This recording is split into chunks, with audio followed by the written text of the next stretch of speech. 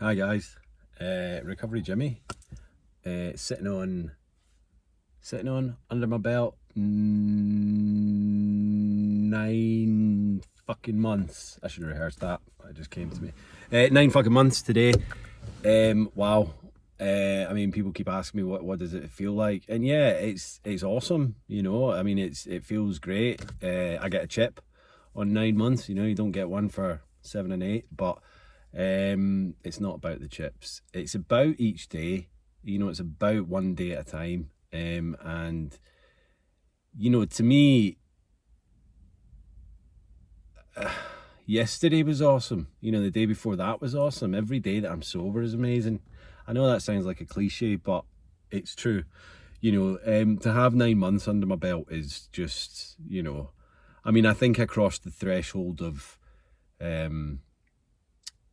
the longest sobriety ever in my life, apart from before I started drinking, when I was 14, a long time ago. I think it was like 2 months or something, maybe even shorter than that. That's how much sober time. So this is all no man's land. 9 months is just, it's fucking amazing. And I think the longer I get, it kind of reinforces to maybe the naysayers, the people that maybe thought, I'll just relapse again, and so whatever. 9 months, but one day at a time. No time for complacency. So that's I mean, I want to say thank you so much to everyone that's kind of commented, sent me messages, liked, and all that, because you know what, I wouldn't be here if it wasn't for the support, the kind of advice, the experience, the inspiration that I get from everyone else, my group, but also the Instagram crowd. That community is fantastic, and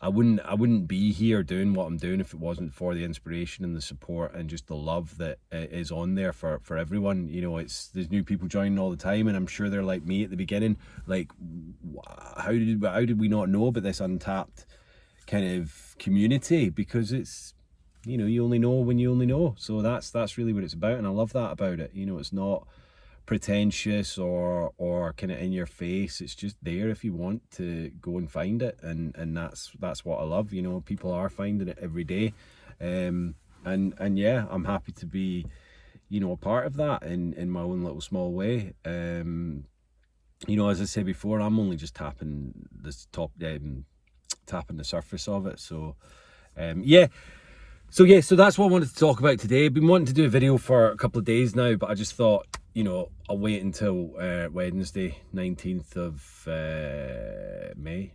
9 months. Getting on for a year, but one day at a time, guys. One day at a time. One day. Relapse. So I've got a few friends, acquaintances, people I know that are, in that vicious cycle, and it's a horrible place to be. I know I've done a video on relapse before, but again, I just want to stress to people that,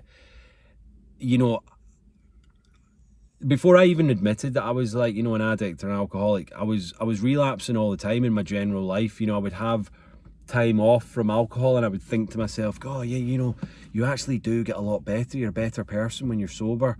But then that's replaced by, well, I'll just have, I deserve it. I'll just have one. It'll be fine. I'll have a few beers tonight. And yeah, that might have been it. It might have been a few beers that night, and then, wine the next night, and then vodka. And it just, it's this cycle.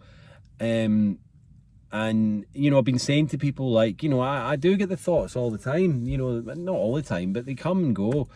And I just know that what I've been saying is, if there's a chance, like a 1% chance, that if I went and had a drink right now, I would end up back where I was or worse, then even if it is that 1% chance, I'm not going to take that risk. Do you know what I mean? I'm really not. 1%, yeah, it's a small risk, but I'm not going to take it, because going back to where I was is just, it's not even worth thinking about. Do you know what I mean? I've got my job, my business, I've got my cat, I've got my family back, getting all my friends back, I've got a lovely little place to live, I've got the support of all you guys, I've met some amazing new people in my tribe and elsewhere. So yeah, it's just not even worth contemplating. And that 1% is definitely not 1%. The chances of me going back, if I was to have a drink now and being back where I was or worse, is probably a 99% chance. So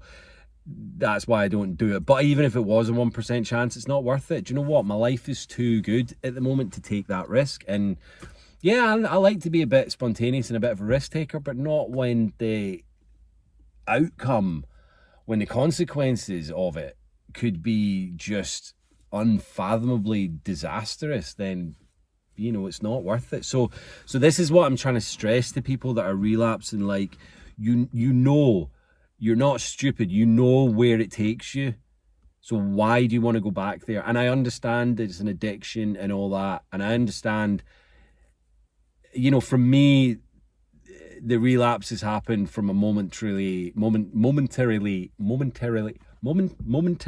lapse of reason.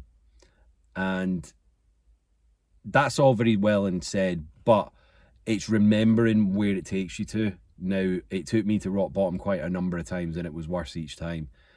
And with the withdrawal, that is the worst part, because you need to drink to kind of stop yourself from having seizures and heart attacks or all sorts of weird and nasty things. So I get that, but the fact that I know some people that are drinking for maybe a night and then they're feeling like shit and then they're off for 3 or 4 days, so there's no withdrawal there. So what I'm trying to stress is, what it takes you to, the feeling of shit, and it's not just a hangover, it's the start of the possible dependency. So you need to just kind of, every time it comes and hits you and says, right, I'll just get wine tonight, I've had a shit day, or I've had a good day, or blah blah blah, just don't do it. And I know it's easier said than done, but you have to fight. You have to go, right, fuck it, I'm not doing it tonight.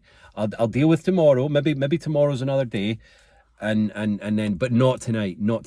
Tonight's a night off from it, and then another night, and that's it. This is it, plain and simple. It's just for today, one day at a time. Just don't do it today. And you know what? I'll deal with tomorrow when it comes, but today, this morning I didn't drink, and this afternoon, for the rest of the day, I'm not going to drink. And that's it. And that's it, plain and simple. Just don't do it today. And none of this, I'll start getting sober at the weekend, because that never comes. That's the point. That tomorrow never comes. Saturday will come, but tomorrow never comes. So if you start putting it off, don't do it now.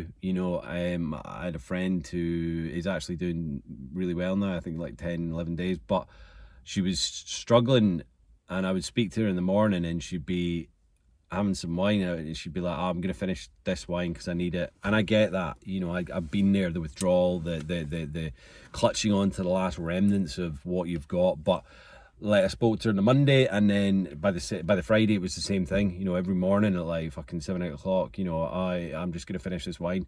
And it's, it upsets me, because I can't do anything other than tell them, like, this is wrong, and they know it, and it's like, you need to throw that away and you need to step up. And you know what, she's done it. She's back on it, and she's had such a scare this time that I think, fingers crossed, touch wood, it's going to do it. So you know who you are, so well done, honey, you're doing amazing. And yeah, I just, this is it. It's like, as I say, I was relapsing before I knew or admitted I was an addict, and then even when I did admit it, I was still relapsing. And they say relapse is part of recovery, and yeah, that's true, but don't let that be an excuse to continually relapse as well. It's part of recovery, I need to do this first before I can get sober, because that's just a fucking excuse. That is just a fucking trigger, or not a trigger, but it's an excuse to go and get boozed. There's so many things that your mind will play tricks on you about, you know, we're all smart beings, and our brain is even smarter than us, if that makes sense. It's in there trying to work out ways with the addiction to get what it needs, because the addiction's latched on, and that's what it'll do. It'll continually mess with your mind and say, well, you can do this and you can do that, and this'll be okay, and you start going, yeah, you know what, that seems like a word of reason, and it's not. It's again momentary lapses of reason, and that's what we need to have. We need to have stronger reasoning within ourselves, within our soul, within our power, from our higher power, and we can, you know, as I say, one day at a time, we can do this. You know, we had a lot of new starters this week. Well, on Monday and last week at our groups in the rooms, and it's amazing. I love seeing, you know, new people there, and I just hope they stay, you know, and the message works for them. Well, I know it will, but I hope they get it and kind of embrace it, because, you know, it's, some people are worrying about, like, oh, does this mean I can never have a drink again? Purely a suggestion from me is because I know that I can't, and I know that if you do have another drink, if you think there's a problem, then you're going to have another drink, and it's going to take you back to where you were and worse. So it's a no-brainer, man. You know, anyone thinking that, oh well, I'll just try and reduce it and then I'll have a few drinks, nah, it's not going to work. It's just going to keep on getting you. You know what, I'm so grateful today to be sober, and sober 9 months. I'm so grateful that I made a decision in my life to get sober when I was 40 rather than when I was 50 or 60 or 70. You know, I probably would have been happy to have done it when I was 30, but I wasn't ready. You know, it's the right time for me to do it, you know, and I'm not saying that people when they're 50 or, you know, 50 or 60, it's too late. Of course it's not. I'm just saying, for me, I'm grateful that I made the choice now to do it earlier in my life, because I wasn't, you know, there was nowhere else for me to go. Jails, institutions, and death. And, you know, I've still got stuff to give, and this is why I'm spreading the message. So yeah, I'm gonna ding bong. I'm gonna show you a little village called Craignish.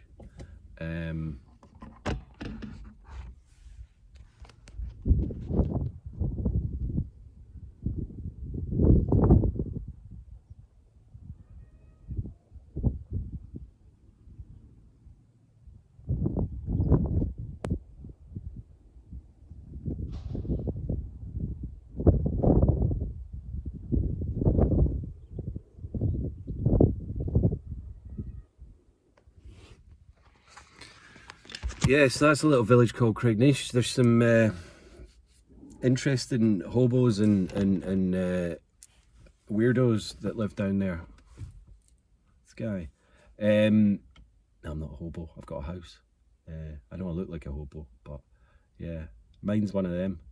And yeah, I've been working this morning, well today, and it's been a busy old week. I'm gonna go. I've been buying.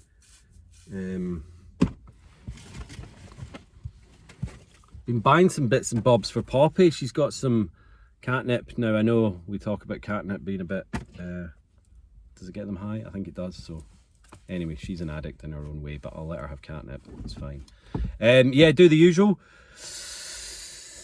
Like, share, subscribe, comment, DM, and stay safe, stay strong, stay supportive, stay sober, and stay serene. Yeah. Again, I'll try and do these a lot more often, but it's just finding time at the moment. I do like being back out in the car though. I don't know, it's nice doing it in the cottage. I'm glad I showed you the cottage, but I like the little vibe that I've got going on in the car. I think you guys are used to it as well. I felt a bit like, oh, I'm in a chair. I know I'm in a chair now, but you know, it felt a bit too clinical in the cottage, if that makes sense. Too much like a studio, whereas this is just a bit, you know, raw and ready. Yeah, anyway, I'll keep rambling, but what I was going to say, you know, if anyone's struggling with relapsing and this, that, and the other, it's not the end of the world. You can do it, but you need to do it. You need to make that choice, and you need to step up and go, do you know what, I'm not going to drink today, or I'm not going to use today. I'm not going to pick up that bottle. I'm not going to pick up that drug, take that hit, take that snort. you know, I'm not going to take that drink, and then deal with tomorrow when it comes. But just for today, don't. All right, love you all. Bye bye, peace.